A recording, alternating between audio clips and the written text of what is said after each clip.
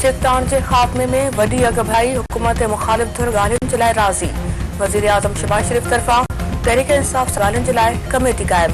Committee में नायब वज़ीर आज़म इसहाक़ डार, राणा सनाउल्लाह, सेनेटर इरफान सिद्दीकी शामिल।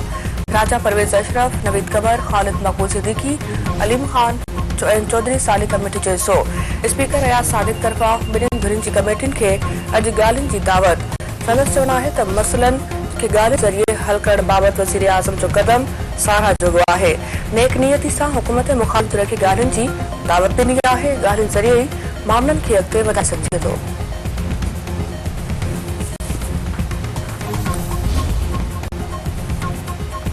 रियासत मुखालिफ सरगर्मियुनि में मुलविस माण्हुनि ऐं संदन मददगारनि खे ख़त्म कंदासीं।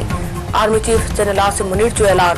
संदसि चवणु आहे त रियासत मुखालिफ मुजरिमाणियुनि कार्रवाइनि में मुलविस दहशतगर्दनि खे भोगणो पवंदो।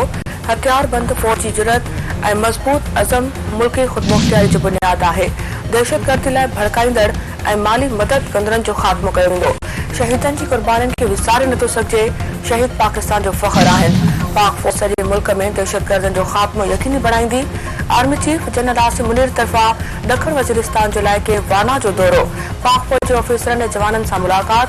Army chief general Asim Munir खे दहशतगर्दी जे ख़ात्मे बाबति कार्रवाइनि ऐं सिक्योरिटी सूरत हाल बाबति ब्रीफिंग।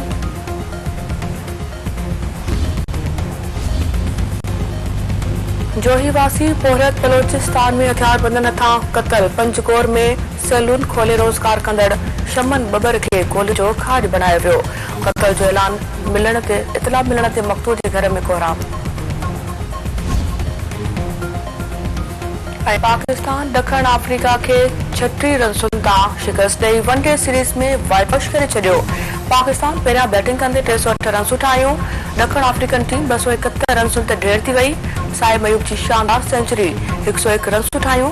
कप्तान मोहम्मद रिज़वान 53 ऐं बाबर आज़म 52 स्कोर कयो। डेब्यू कंदड़ बॉलर सुफियान मुकीम 4 विकेटूं वरितियूं। साहिब अयूब मैन ऑफ द ऐं प्लेयर ऑफ द सीरीज़ करार।